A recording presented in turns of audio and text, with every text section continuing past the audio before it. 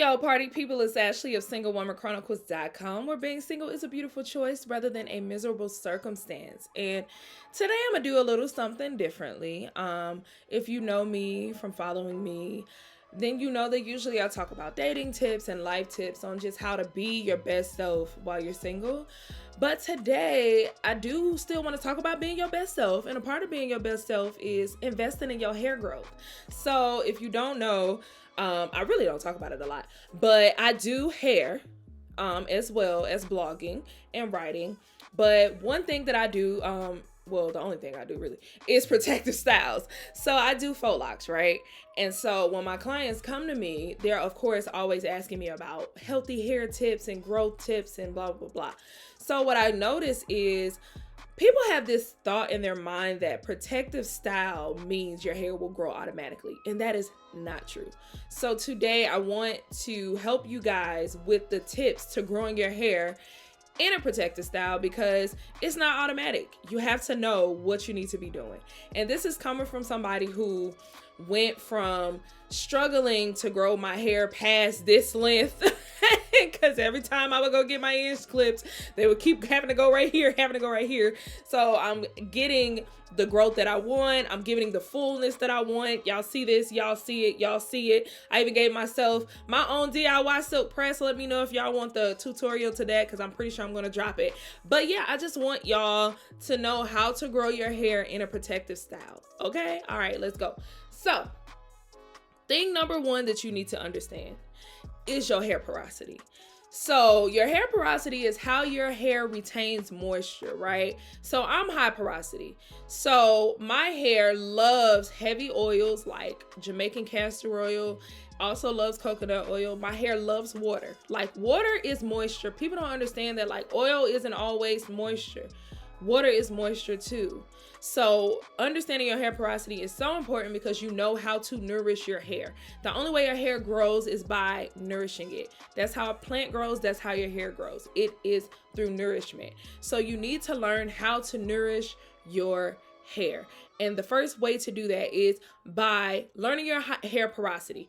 And the way to learn your hair porosity is you can Google or like YouTube test, but basically you cut like a little bitty piece of your hair. It could literally be like this little bitty piece right here, and you cut it and you put it in some water. And if it floats to the top, then it's low porosity. If it drops all the way to the bottom and stays there, it is high porosity. And if it's in the mid level, I don't really know what the name of that porosity is, but you can Google it. But knowing your porosity level is number one, because I don't want to tell you to use things that I use for my high porosity hair because it may not work for your hair if it's low porosity, right? So once you know your porosity, then you're going to need to moisturize your hair with whatever your porosity likes in the protective style. Y'all be having these protective styles and y'all don't be doing Nathaniel to them. And that's why when you take them down, you just breaking your hair all dry and brittle. And it just really, even if you grew, you're not retaining that length. So you have to still moisturize your hair 2 to 3 times a week. Yes, I said it. 2 to 3 times a week while you have your protective styles in. So for someone like me, I'm high porosity. The thing that I do, I love aloe vera. So aloe vera juice, my go-to. So literally the plant, I scoop it out, I blend it, I strain it, I put it with some water, and I spray that boy on my roots. So I literally, during the week, when I'm moisturizing my protective style, be it braids, be it faux locks, when it comes to like a sew-in, I'm not sure if you can do that, but if you got a wig, take that bad boy off. You hit it with the aloe vera juice. I put whatever oil that I use. Usually I mix a Jamaican castor oil with a rosemary oil with some what is it? The hair growth oil, wild growth oil.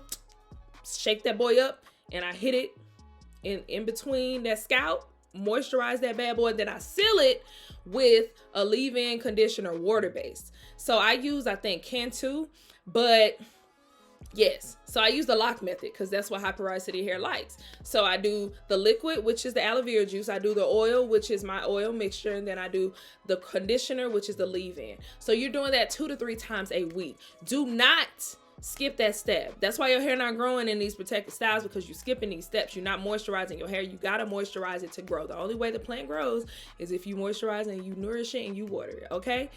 3, hair retention. A lot of times we're growing our hair, but we're not retaining the length. The reason is your hair is breaking. The reason your hair is breaking could be a different reasons. One, it could be dry. That's why you need to nourish it and moisturize it. The other thing is you are not babying your hair. When you're taking your hair down, you rushing, you tearing it, you ripping it, you just doing whatever. No, you have to baby your hair. Take your time. Too many of us, when we have these protective styles, we not paying attention to the health of our hair. So like, we're rushing to get them out so we can get another protective style in. No, don't do that. Like, take your time. Anytime I take a protective style out, I take my time. I wet it. I don't detangle, rushing, ripping. No, I'm wetting it. I'm babying my hair. I'm not. Because when you do that, you're ripping all of the growth that you had. So that new growth right here, you're ripping it down here. So when they clip your ends, it's going to be gone. You're not going to have no growth. That's why your hair not growing. Well, it's growing, but you're not retaining the length. So you really have to retain the length, and has a lot to do with what you're doing while that hair is in, if you're nourishing your hair and keeping that growth. Number 4, please, for God's sake, for Christ's sake, even if you're going from one style to another, give your hair a deep condition. A deep condition is when now this is for all types of porosities, okay? Every porosity can use this tip. Put the products in your hair, put a plastic cap over that boy, unless you fancy and you got a steamer. Put a plastic cap over that boy. Sit under a overhead dryer for at least 30 minutes. Yes, I said it. At least 30 minutes, okay? You hear what I'm saying? At least 30 minutes with the plastic cap to deep condition your hair. Your hair needs to be nourished. When it's in those protective styles, that boy gets dry. And dry hair don't grow and it don't retain heat. So you need to be moisturizing. Take time with your hair. Like, don't take your hair down on Wednesday when you got at 6 p.m. when you got a hair appointment on Thursday at 6 a.m. No, give it a gap. Give your hair the treatment that it needs. Deep condition your hair, please. For me, for you. Come on, let's grow it, okay? Last but not least, when we are clipping our ends, pick the right stylist. Yes, clipping your ends is very important, right? Because a lot of the times your hair isn't growing because it's like too many dead ends on there. So you definitely want to keep up with that. That's one thing I don't keep up with enough, but I love that I have a great stylist. Her name is Shannon Guyton of the Hank Blue Hair Salon. If you want her information, I'll drop it down in the YouTube information just so you can go see her. But I love her because a lot of girls, when they clip your ends, they don't give you the options, because many times you may have like 4 inches you need to clip off, right? But you could probably be okay with like 2 inches, right? But them girls ain't gonna tell you that. They just gonna clip 5.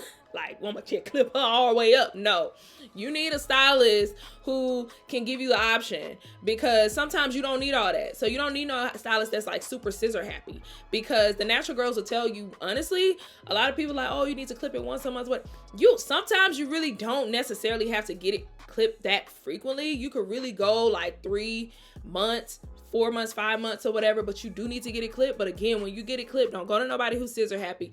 Go to somebody who gonna talk you through it. Go to someone who gonna lift it up and be like, is this okay? Is this enough? Because my girl Shannon, I'm like, don't you cut that much. Cut this. Because I just got mine clipped. Y'all see, like, no. So yes, so remember these tips. I will repeat them, but I probably don't remember, but I'm gonna try. So number 1, know your porosity.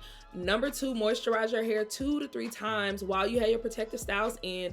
Number 3, length retention. Retain it by babying your hair. Number 4, please deep condition your hair before you put another protective style in. Stop doing like rushing in between.